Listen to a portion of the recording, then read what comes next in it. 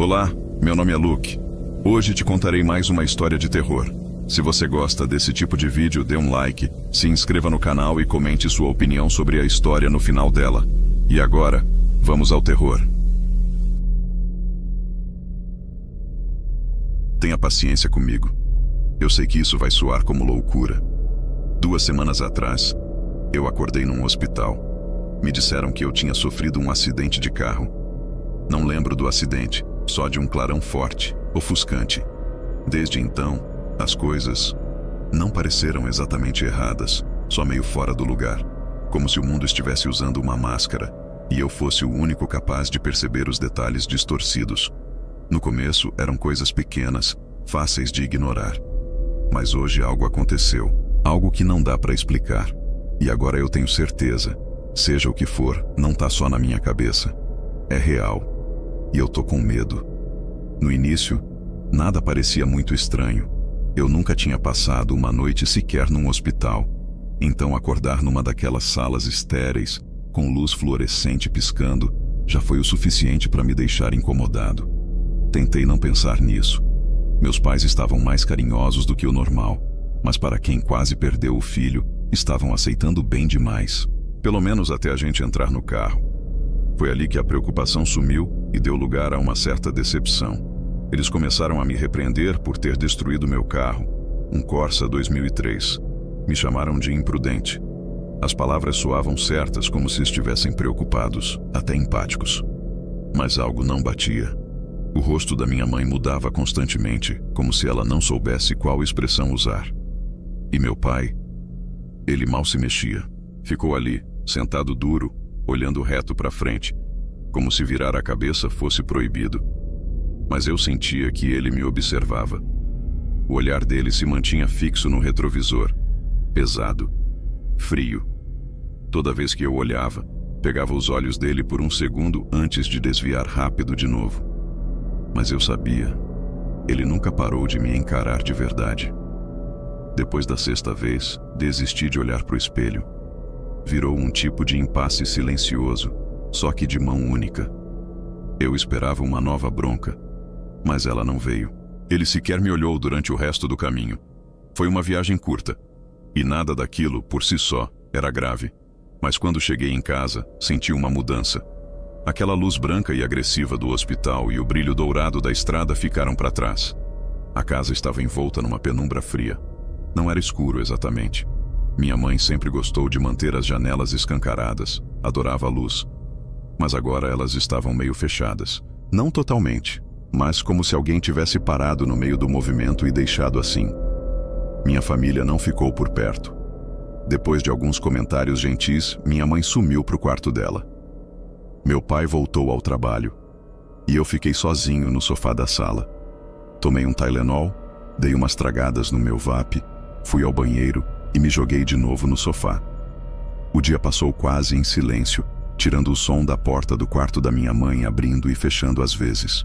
Fiquei rolando no celular, sem nem perceber o tempo passar, até um raio de sol bater direto no meu rosto. Me virei para o lado, enfiei a cabeça no braço do sofá. Ganhei mais 20 minutos de descanso. Mas aí veio outro raio, aquecendo meus pés, como um aviso passivo-agressivo do próprio sol. Beleza, entendi o recado.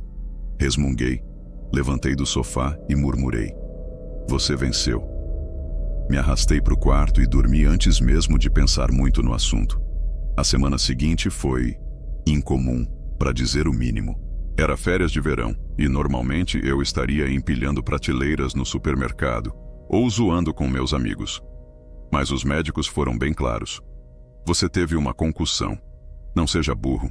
Evite ficar em pé por muito tempo. Nada de carregar peso, sem riscos desnecessários. Então ganhei um atestado e umas semanas de folga. Uma pausa temporária da alegria de trabalhar por salário mínimo. Não era o fim do mundo. Com os trabalhos de meio período pausados, tudo bem. Tirando algumas dores de cabeça, estava ganhando um descanso e aproveitando. Melhor isso do que correr o risco de piorar.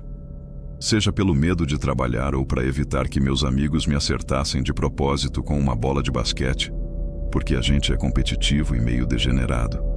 Eu nem ligava de ficar em casa. O tempo também não ajudava.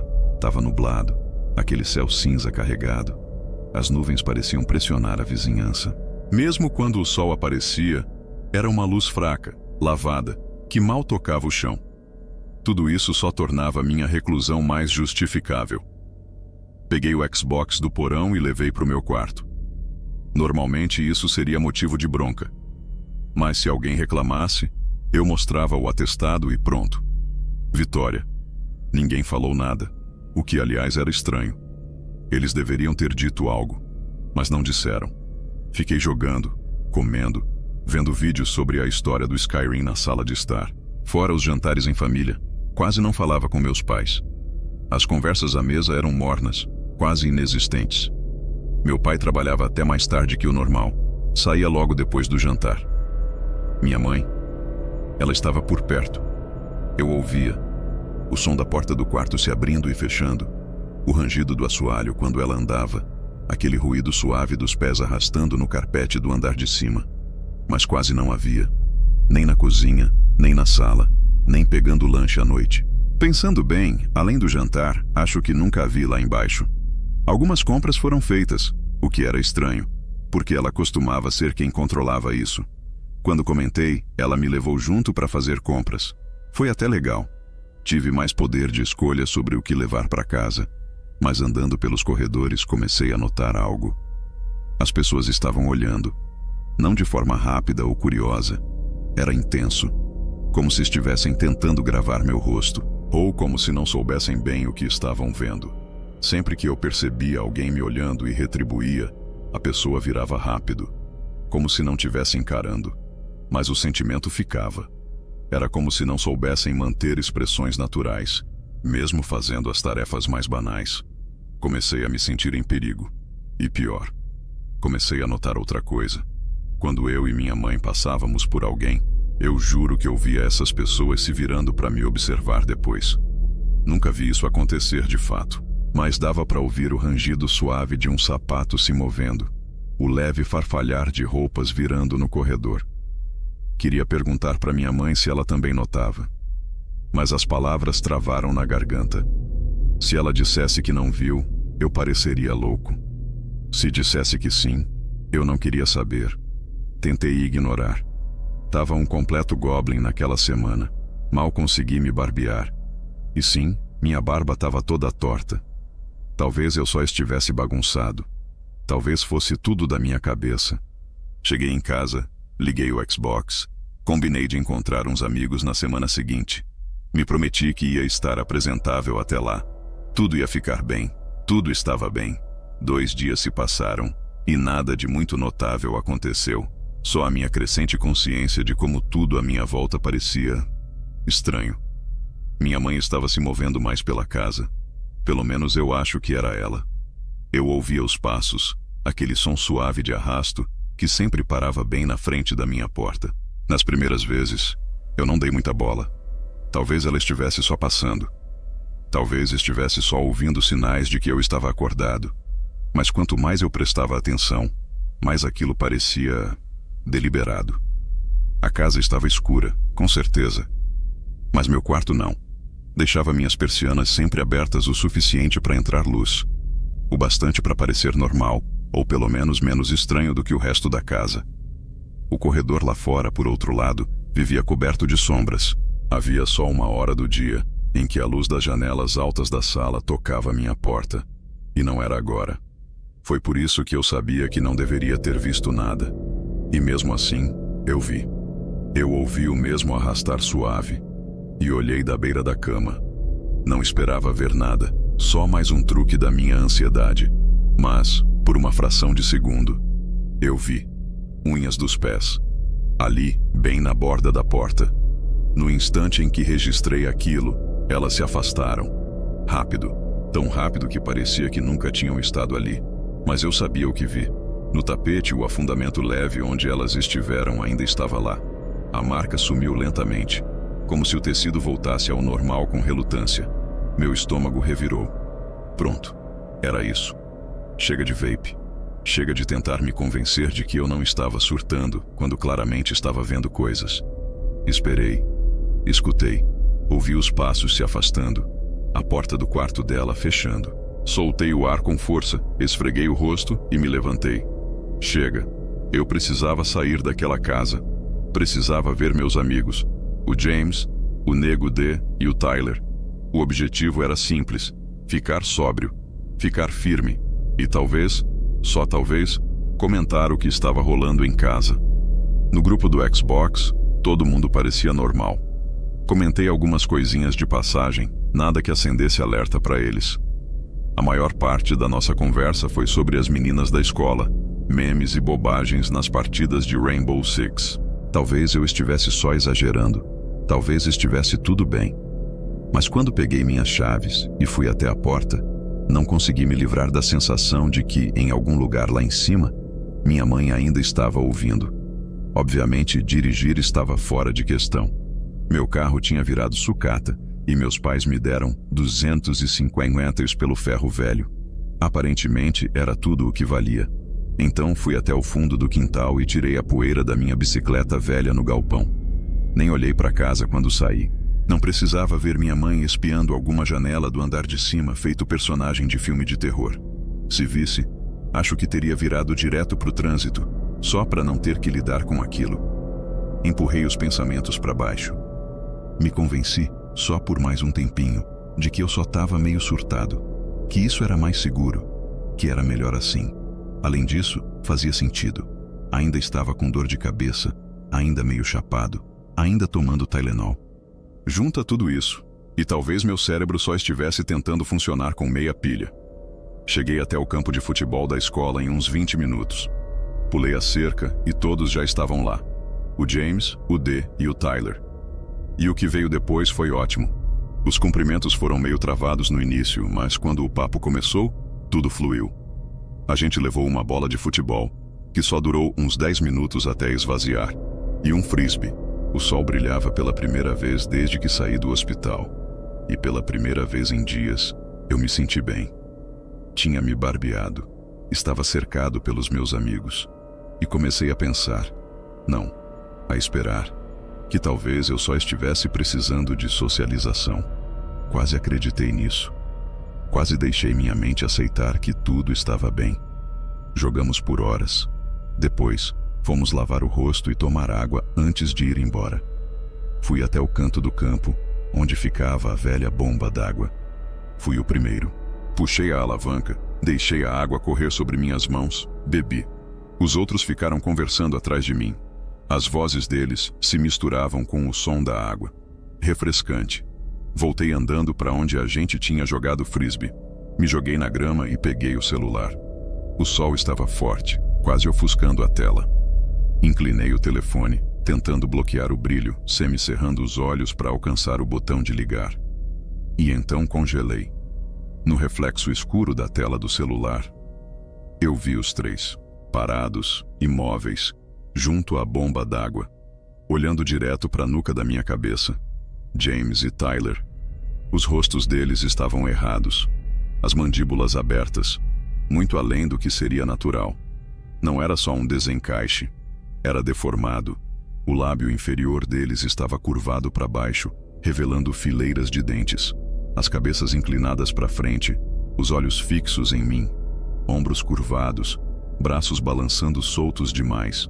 Pareciam saídos de um pesadelo, como aquele quadro O Grito, só que pior. O D não estava tão ruim. Ele também olhava, mas o rosto mudava. Do mesmo jeito que o rosto da minha mãe tinha mudado no hospital.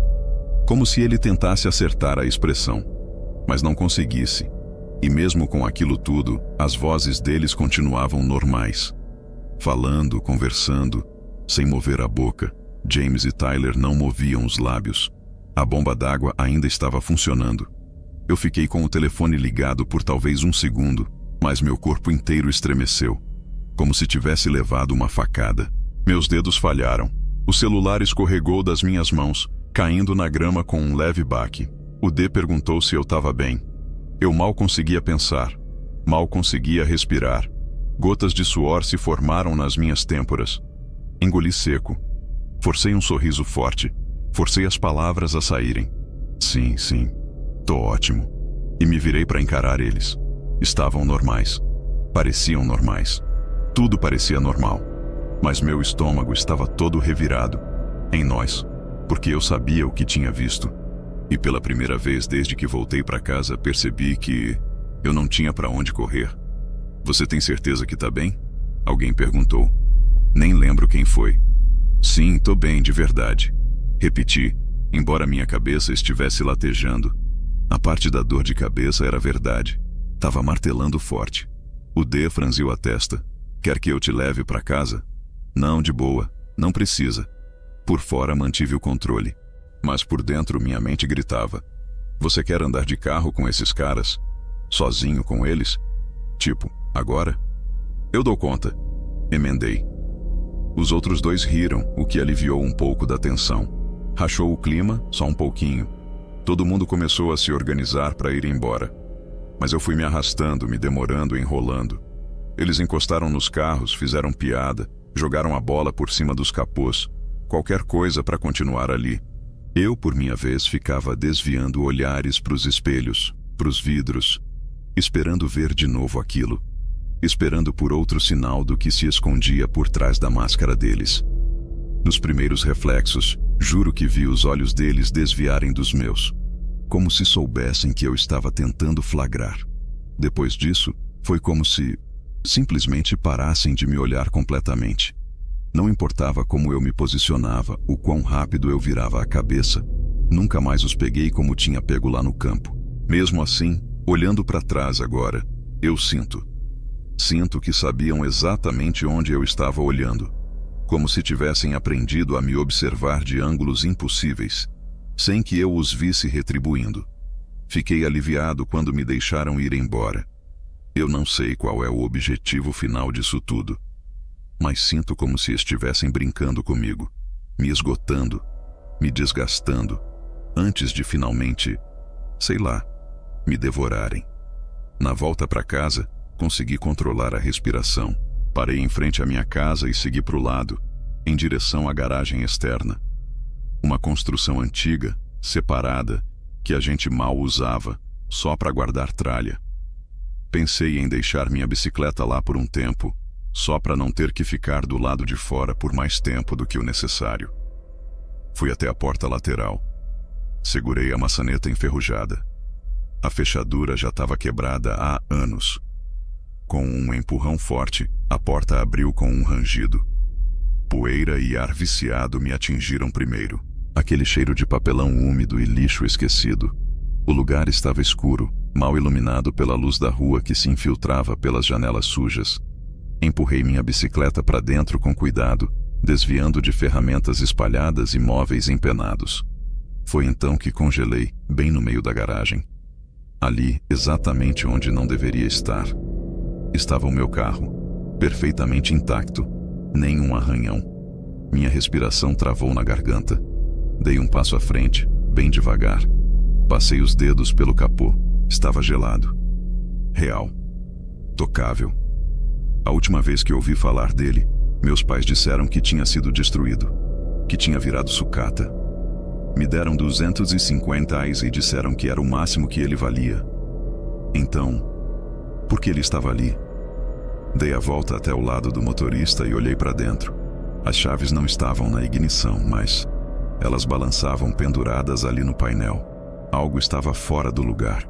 O banco, que normalmente ficava ajustado para mim, estava totalmente recuado, como se alguém bem mais alto tivesse sentado ali, e numa posição muito baixa. Um arrepio percorreu minha espinha. Mesmo intacto, o carro estava coberto de poeira. Quanto tempo eu fiquei no hospital? Não importava. A luz do lado de fora estava sumindo. Começava a escurecer. Fiz uma checagem rápida nos fluidos do carro. Passei as mãos nos pneus, só para garantir que estariam prontos, caso eu precisasse sair às pressas. Depois voltei correndo para dentro de casa.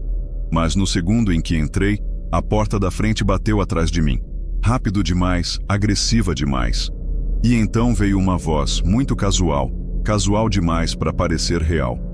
Querido, você perdeu o jantar? Quer que eu esquente um prato para você? Não, tá tudo certo, mãe. Eu me viro. A TV da sala estava ligada, espalhando um brilho azulado e doentio pela planta aberta da casa. Nem ousei mexer em nada. Aquela era a configuração deles. Eles já sabiam que eu estava me afastando, e mesmo assim, fingiam. E eu não ia fazer nada que atrapalhasse a paz. Peguei uns lanches na geladeira e fui direto para o meu quarto. Tranquei a porta, escavei até encontrar meu velho iPod de quando eu estava no fundamental, um modelo de 6ª geração, enterrado dentro de uma caixa de sapatos. Coloquei para carregar. Por um tempo, só fiquei ali sentado, ouvindo o som do silêncio. Era quieto demais. Então fiz uma ligação de FaceTime do iPod para o meu celular. Fiquei hesitando, debatendo se eu deveria ou não sair do meu quarto. No andar de cima, a casa tinha um layout simples, 4 cômodos. O meu era o primeiro à esquerda, no topo da escada. O quarto dos meus pais era o último à direita, no fundo do corredor. Tinha também um armário onde a gente guardava produtos de limpeza, toalhas. E meu banheiro, que era a última porta à esquerda. O plano era simples: fazer uma entrega estratégica do iPod na minha próxima ida ao banheiro. E executei. Esperei o momento certo. Esperei o fim da patrulha deles pelo corredor. Então abri a porta do armário só o suficiente para deixar o iPod com visão para o corredor. Conectei o carregador embaixo da prateleira de baixo e deixei lá. Era meu olho escondido. Uma maneira de ver como meus pais realmente eram quando achavam que ninguém estava observando. E quase imediatamente eu me arrependi disso. Parecia tudo bem quando voltei para o meu quarto e tranquei a porta. Empurrei minha cômoda com cuidado até a frente dela e encaixei a cadeira da escrivaninha sob a maçaneta, o mais firme possível. Não deu nem 2 minutos e ouvi a porta do quarto dos meus pais se abrir com força, batendo contra a parede. Peguei o celular. E lá estava ela, de pé no final do corredor, de frente para minha porta, balançando o corpo. O rosto dela passou por aquela mesma transformação que o D tinha mostrado. Seja lá o que isso fosse, havia estágios. A mandíbula dela não estava só aberta. Ela estava esticada, além do limite. A pele puxada com tanta força que se balançava junto com cada oscilação do corpo. Mesmo dali, eu conseguia ver as bolsas sob os olhos, não só olheiras, mas dobras soltas e caídas que iam até o lábio superior, deixando muita pálpebra à mostra, ressecada e rosa. O cabelo estava ralo, irregular, grudado no couro cabeludo com um brilho oleoso, refletindo a luz fraca da TV da sala e o pouco que escapava do quarto principal. Os braços não pendiam normalmente. Os cotovelos estavam dobrados em ângulos duros, travados em 90 graus. Os ombros curvados para frente, os pulsos moles, os dedos longos e finos balançando soltos. A única coisa que me dizia que era minha mãe era o pijama. A blusa agarrava na estrutura óssea dela, esticada demais sobre as saliências da espinha, pendurada frouxa nos ombros frágeis. Ela se inclinou para frente, encostou na minha porta. A cabeça se virou devagar, muito devagar, como se pudesse enxergar através da madeira exatamente onde eu estava. E então ela sussurrou: "Querido, você está acordado?"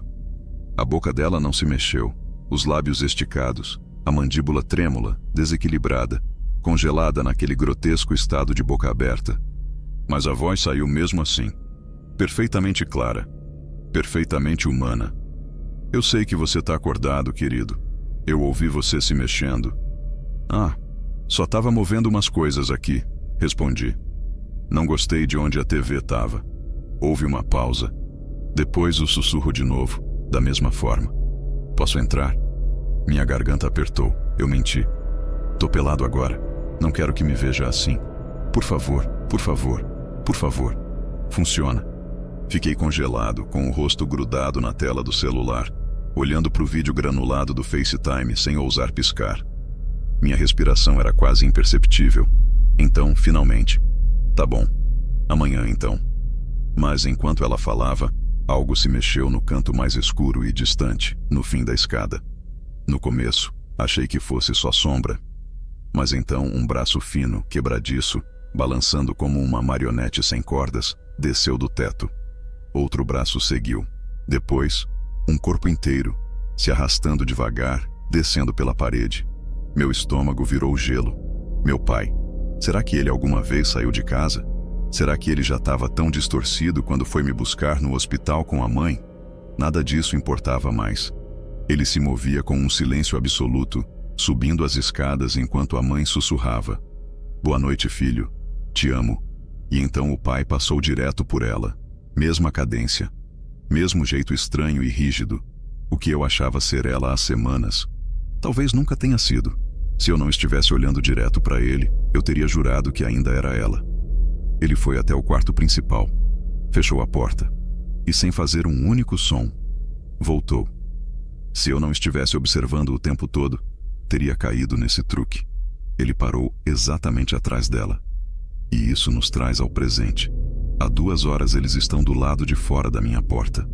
Cada movimento que faço, eles acompanham, através da madeira, no silêncio absoluto. Agora são 3:02 da manhã.